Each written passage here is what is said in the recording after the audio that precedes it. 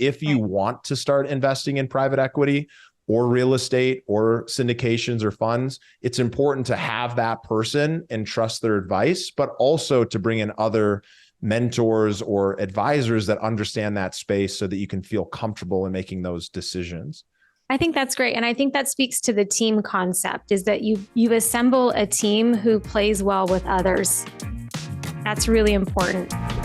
Welcome back to the Name Your Number show presented by the Investor Mindset. My name's Steven Pesavento, and today I'm joined by Lisa Chastain in the studio. How you doing today, Lisa? I'm awesome. Well, I'm glad to hear that. I love the work that you're doing because you're focused very, very much so on helping people understand the right money mindset to carry and how to truly take back control of their financial life. So we have a lot in common. I'm looking forward to getting into all of it. What I'm curious before we get into all of that, tell me, what was one of the first things that you named, one of those first targets that you went after that was really putting you on that path towards kind of taking back control of your own financial destiny? One of the first things that I went after to take control of my financial destiny was to start a business. I had been married. At that time, I was about 10 years ago, I was 34-ish. I don't remember the exact age, 34-ish. I was a stay-at-home mom after having built my first career in my 20s. I stayed home for a few years to take care of my son, and my marriage was failing, and we were failing financially. My ex-husband was in and out of work, struggling with addiction, and I could see the writing on the wall, having been the person to manage the finances in the marriage the whole time. I started seeing our net worth go down, credit card debt go up, all signs pointing to failure, financial failure. And I knew that if I didn't do something about it, we were going to be in a place I didn't want to be. And being a stay-at-home mom, I had little control of what I could do about it. So I made the decision when I left my first career, I made the decision to I unconsciously made a decision to be a business owner, because I said, I don't ever want to work for anybody ever again. What was it that made you decide working for somebody else was the issue? I have been a leader my whole life, and I also love being in charge. I love making decisions. I love calling the shots, and I wanted to take that to the next level in my life. And working for someone just did not feel right. It did not make sense. Well, I know earlier in your career, you were a financial advisor, and you went down that path because you wanted to be able to mentor and help people. And you also wanted to make a lot of money doing it. Yeah. What did you find about the traditional financial education or financial advising system that was broken, and what led you to making a change? For me, it's two things. What I didn't realize at the time is that it's primarily male dominated. So I was working in a high net worth firm for male partners. Not that that's a bad thing, but being a woman and being a duck and really a fish out of water at that time, I was not getting the support that I needed or wanted as a woman. And I didn't see a lot of other women in the field. So I was just surrounded by men. I love men. It's all good. But being a woman in finance, I felt like I was flailing in some ways, not having role models and mentors who were women. Mm-hmm. And then the other thing is that what they don't tell you as a financial advisor getting into the industry is that it's very much sink or swim. You're on your own. I think that that's changing, but that was my experience at the time, sink or swim. And I was sinking. Yeah. So I had to do something, otherwise I was going to run out of money. And so that was for me. I just was like, if I don't do something, I'm going to run out of money. I got to figure this out. And so I hired a coach who pulled me out of the swamp enough for me to catch my breath and realize that I really didn't love the investing part of the industry. It's cool, but I love the coaching part of it. So that's when I shifted gears. Yeah. Well, it makes a lot of sense. I mean, financial advising, you go and you get all these licenses and they kind of present it to you that you're going to be able to make a ton of money yourself, and you're going to help all these other people. But at the core of the financial industry is it's a sales position, and it's all about selling. And the way that you make money is by getting assets under management or selling those people into making trades that you get paid on. And so there can be a little bit of a conflict when you're trying to focus on, hey, how do I help as many people move forward towards the things that they really want versus how do I actually get paid for helping folks? So making that intentional shift to, hey, my job's here is to help you, and I'm going to coach you on money and how to think about it and how to live differently than, 99% of people who have been educated on finance. It really is an empowering position to be in. It was. As soon as I made the shift, I knew it was the right shift. Yeah. What made it the right shift for you? One is that I learned very quickly how to make money, not attached to assets under management. So the industry has changed a lot in 10 years where advisors are starting to charge for financial planning. And I'm really not that passionate about the planning aspect either.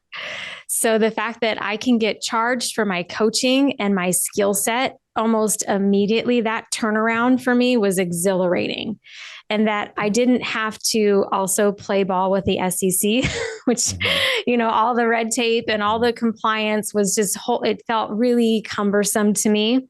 So with my coaching tools, I'm able to help people make shifts, see those shifts really quickly. I don't have to have assets under management, which means that I can help someone whether or not they're a millionaire or barely starting out too. So for me, that was like the energy around it and the transformation that I was seeing. I was like, let's go, let's do this. Well, I'm such a big believer of you need to build your team. You need to have the right kind of advisors and coaches and mentors and sponsors and people that you're working with and partnering with. And some of those people you're going to pay a fee for their advice and their experience. And some of those people you're going to partner with. And some of those people are going to get paid based on success. There's going to be a bunch of different ways that you can do that. But one of the benefits of paying directly for that advice is that you're able to receive it. You're able to take action on it. And regardless of how big of a success you have, you've taken the time to learn those lessons.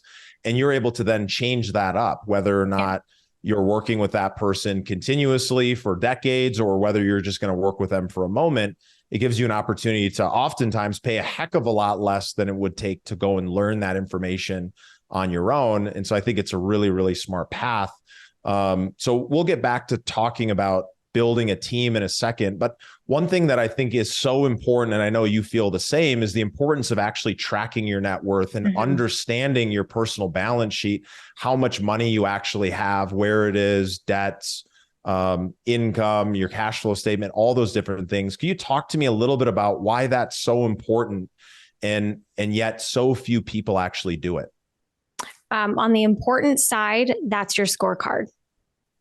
That is the whole picture, and connected to a budget, which I don't really teach budgets, but connected to the thought of managing your finances on a daily, weekly, monthly basis.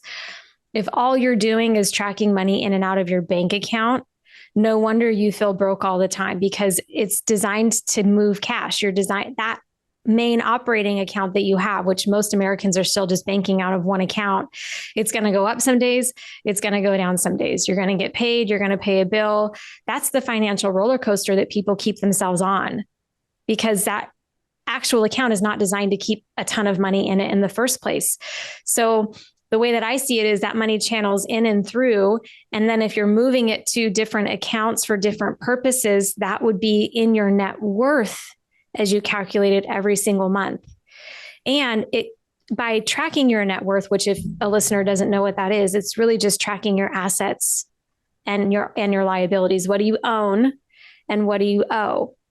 So the value of that is every single month, you can know those daily decisions, those monthly decisions that you're making, how they're actually adding up or not adding up, how they're moving you to the future that you want, or they're not moving you to the future that you want. That's the value. That's your scorecard, that you know all of your decisions are moving you in some kind of direction, right? It doesn't, whatever it is, it could be getting your kids to college. All of your accounts are in one place that you're actively tracking. You're in ownership of what's actually happening financially. On the flip side, this just happened to me yesterday with a client. We've been working together for years and she still is not tracking her net worth. And I'm very patient with her. And finally, yesterday, I was like, what is the deal? Why are you not doing this? Why won't you do this? I just need you to do it once a month. That's all I need. Once a month, the same time of the month, calculate everything that's in your accounts. We jumped off the call. She committed to doing it. And she realized that it was fear and shame that was holding her back from doing it in the first place. She didn't want to look at it because she was afraid of what she was going to see. And I think that's for a lot of people, that we're judging ourselves, we're comparing ourselves. We don't want to see the debt, but if we can learn how to look at it from a bigger picture, then we can actually see where the problems are. It's not just a shame or guilt of what you don't have. Well, it's one of the biggest mistakes people make in business is that they're not tracking their most important number. They're not tracking their KPIs. They don't really know where their business is at because they're only looking at how many dollars are coming in and how many dollars are going out. They're not looking at what are those leading and lagging indicators that are telling me that I'm going in the right direction. And this is why really Name Your Number was created, because you need to be able to understand how much income do you need to live the life you want to live. And the only way that you can understand how to use that number is by getting clear on your net worth, on your balance sheet, what you actually own and what you owe, so that you can then go out and strategically make investments into yourself to gain skills and knowledge, but also into assets that are going to pay you. And then flip over to the cash flow statement. What are you going to do to actually go and make that money? And yet, if you're not tracking it, you can't feel the progress, no matter how big or small it is. And you end up staying in that, oh, I'd rather have my head in the sand, because I don't want to get the bad news. But sometimes the bad news is actually really good news because you can really do something with it. Exactly. It's that perspective. It's that perspective that keeps us off the emotional roller coaster.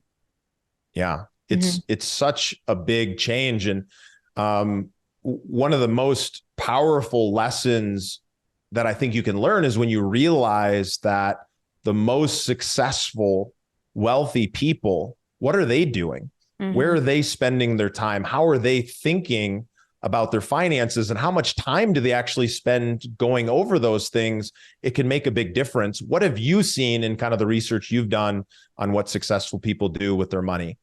Well, the first thing is if you want to be like a millionaire or you want to be a millionaire, you got to act like a millionaire. And I think that for someone who's never experienced that, or for someone who has grown up in the scarcity environment or is just, a W-2, is realizing that millionaires, financially successful people don't have all their money in one place, which is another reason why the net worth calculator, the net worth sheet, for me, it's a simple Excel sheet, is so important, because people with a lot of money have their money all over the place. They've got it in real estate holdings. They've got it in the stock market. They've got it in mutual funds. They have different accounts for different purposes. In our household, we have a 529. We have a trust account for our kid. We have some cryptocurrency. Like, we've got money being invested all over the different places. And if you're just looking at one app to try to figure that out, are you really building strategically? So millionaires, I even have 5 cash accounts for my household. So have different accounts for different purposes, different savings accounts, have a dream account, have a vacation account, and move your money into those different accounts for different purposes. You start to operate with your money a whole lot differently and a whole lot more strategically. Yeah. Same thing with the profit first philosophy, right? Have a taxes account, have an account for profit, separate that money out. Don't let it sit in just one account. Yeah. The other thing is treat your money like a part-time job. Ultra wealthy people, when my financial advisor and I had this conversation, we taught a workshop.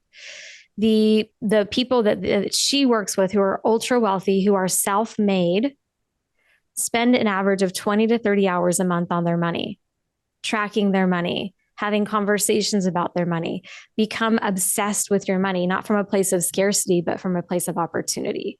Those are the 2 things that I see that make a big difference in mindset and in behavior. Yeah, because what you're paying attention to is what it gets your attention.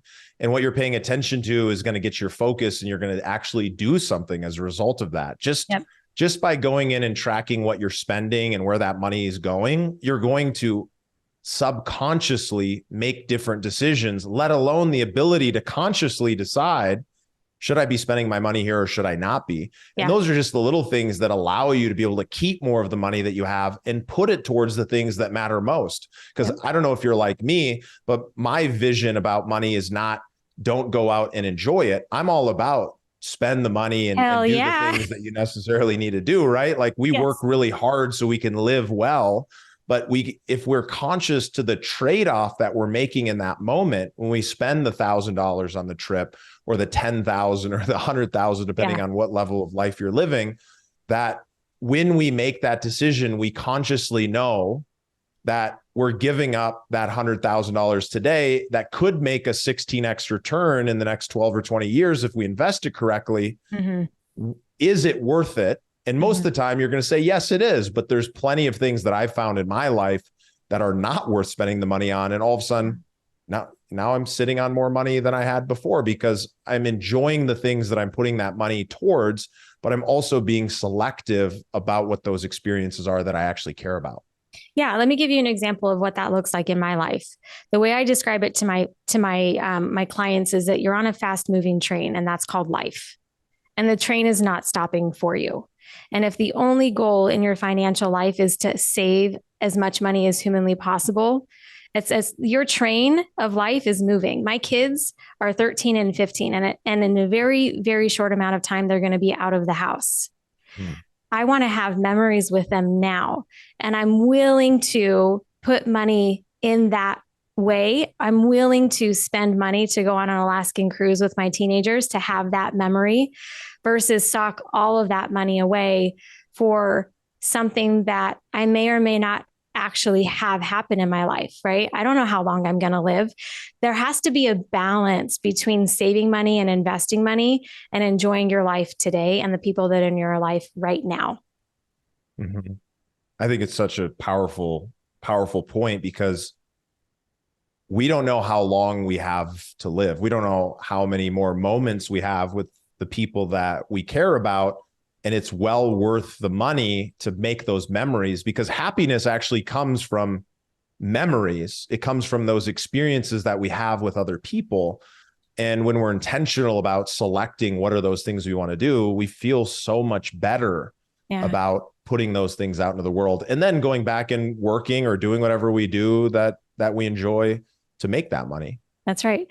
I'm willing to work 10-hour days to be able to have those summer vacations with my kids. I get to make that decision. And so often financially, I don't believe that there is a healthy enough conversation in the world of money about you get to decide what those trade-offs are going to be. Yeah, I think that's a really powerful point. And yet so many people that I talk to, right? We run a private equity company. We go and invest in real estate. We're buying businesses. We've got debt offerings. We've got all kinds of things that people can invest into. Okay. But frankly, before they even make that decision to get involved and invest with us, I truly believe they need to have a plan of what they actually want for their life. And they need to build a team. They need other people around them who can help them understand where they can save money in taxes, how they can structure their life and estate to protect from negative things that might happen, and to understand what they're really going for. So I've got a ton of ideas on building a team, but I'm curious from your perspective, how have you gone about, or how do you recommend other people go about finding those right advisors, those right mentors, those attorneys, those CPAs, those people in their life who can really help support them with those expertise that they really need to be able to get where they want to go? That's such a great question. I just had this happen this morning. I had two couples in my conference room, brother and sister, and then their spouses, and they own businesses together. They've done a phenomenal job of saving their cash. And the first question they had when we had our first phone call together was, where can we invest this money? And the first 45 minutes of that conversation was, what do you want? Okay, what do you really want? What do you want that you don't have right now? And they all lit up because I could have easily just led with the investment piece. But when I asked each of them specifically, I went around the table, what is it that you really want all four of them said, we want to travel more. Mm. We want to travel more, and we want to know our kids are set up for their future. And we want to know that the decisions we're making in our business are tax efficient, and also that we can have passive income. They're so smart in their 30s, building their families and their businesses. It wasn't until I got all of that out of them that then I made the recommendation of what team member to start adding first, because they absolutely need a certified financial planner. And based on the time of year, it's November. They want to make sure that their businesses are tax efficient, and also that they can use any tax efficient vehicle, which a certified financial planner would be able to point them in that direction. Do we open a 401k? Do we open a simple? Do we open a SEP IRA? I said, I don't know, but let's make sure that you get with that person right now based on the time of year. And you're sitting on a ton of cash. Let's start building that strategy out about how you want to invest that, save it, use it, whatever that is. So I make a recommendation on the right individual based on what specifically is going on in their life. And then we start to quarterback and move the right people in at the right time. Always, I think businesses, you want to have a bookkeeper, a CPA, a financial planner, and probably an estate planning attorney. Not all at once, though. That might be really overwhelming. Yeah, unless you're like a super high achiever and you want to quarterback everything and just go after it. It's so true. One of the biggest mistakes people make, if anyone's listening to this, then they don't have a trust for estate planning purposes set up, and you own anything and you have anybody in your life, you're an idiot. Don't worry, I was an idiot too. It's super important to go out and do that immediately. Yeah. Because unless you like the government to decide what's going to happen to your stuff and to the people in your life, you need to trust. And a lot of people don't. So you're right. And I think there's a lot of misinformation. Yeah, you're welcome. There's a lot of people out there that discount what they actually have, because a lot of people are raised with a scarcity mindset that they don't have enough or that they aren't enough. But who do you want to handle your house when you die? The government or a loved one? And I've actually been on the receiving side of conversations from attorneys, sadly, who say you don't need a trust. And I totally agree with you that if you have valuables, you have something that you want to be in control of, even when you're dead, a trust is going to be the way for you to be able to navigate that the best. I agree with you. Wills are worthless. Yeah. A trust is an absolute must. Everything should be in the trust. And I've bought hundreds and hundreds of properties, and I've dealt with people going through estate issues, and years and decades later, those issues can come back up. And if it was in a trust, the problems would have been so much simpler. They would have been nearly addressed immediately. But circling back, when it comes to finding a financial planner, I've found that there's some amazing people out there that can help you, and I found it's very difficult. Mm-hmm. What do you recommend when it comes to finding that person to help make that plan? Well, ideally, the right financial professional would be someone that is going to be in your life for a very long time. So I think the first thing is longevity. You want to look for someone who is committed to this profession and who can communicate what their goal and vision is for being in this profession. My financial advisor is one of my best friends. I trust her with my life. And she is going to be around in her company, and she has also a legacy plan for when she leaves. So I know that I'm with someone who also wants to be with me for a long time. The other thing is that not all financial advisors, just because they call themselves a financial advisor, are equal. Mm-hmm. So someone who is just licensed to sell life insurance could be a financial advisor. Someone who just has the ability to broker could be a financial advisor. So I'm a proponent of interviewing whoever it is that you choose to help you with your finances. Do your due diligence and do your research and understand what kind of advisor are they. I'm a big fan, just like Tony Robbins, the fiduciaries. Find someone who's a fiduciary, because they're going to put your interest, are required to put your interest to the best of their ability first. And I think that the relationship, wealthy people have healthy relationships with their professionals, and the financial professional should be right along with that.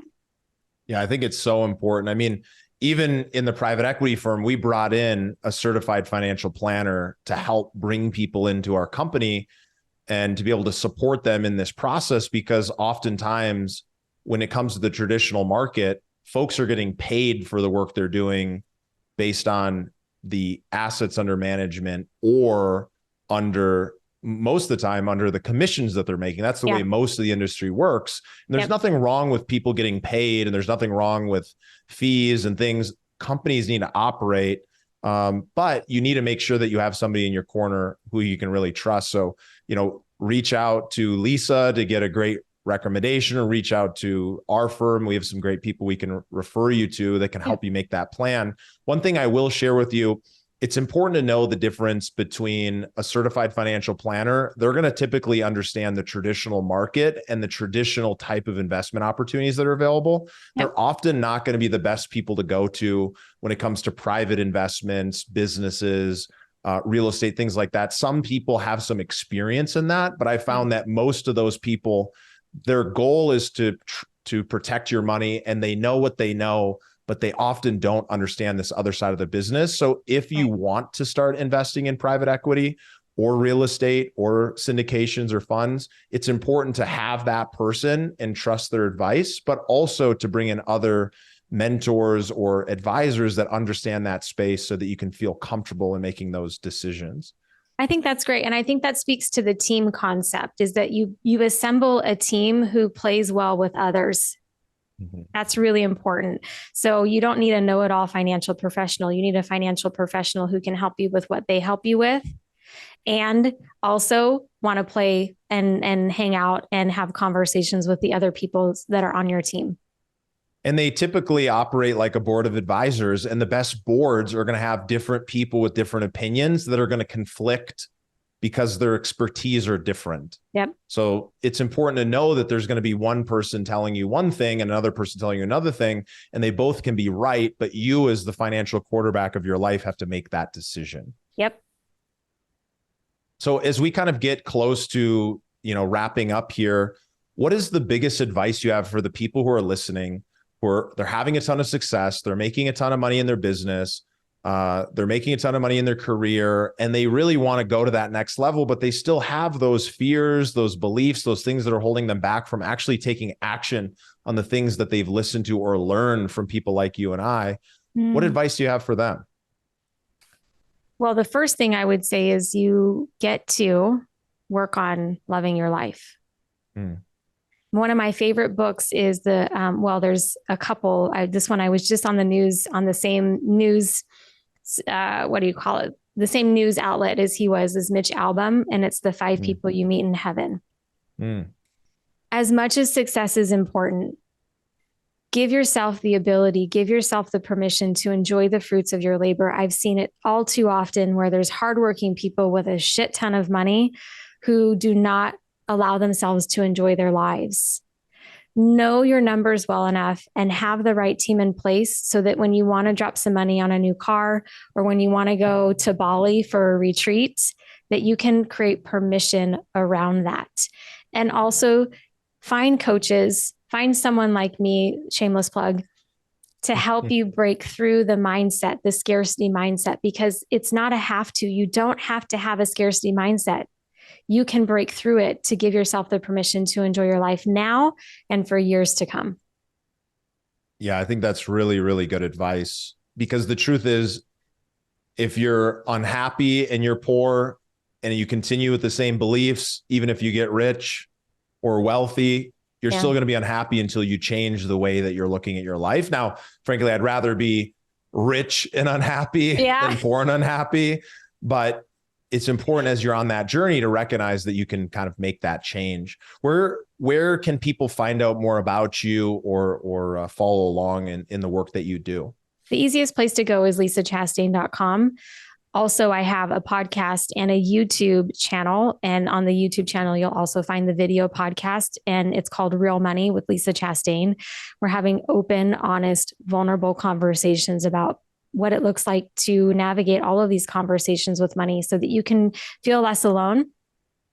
And that's the best place to find me. Well, this has been really great, Lisa. I love finding other people who are souls on the same mission to help people make a big change. And, the biggest recommendation I have to folks is, as you're listening to this, there's things that you took away. There's things that you recognize that you can make that change in your life, and choose one of them, if not many, to take some action on today. Thanks so much for joining us, and we'll see you on the next episode. Thanks for having me. Thanks for listening to the Investor Mindset Podcast. Make sure to hit that subscribe button. And if you'd like to watch another, here's one up top. And here's another great video right down below.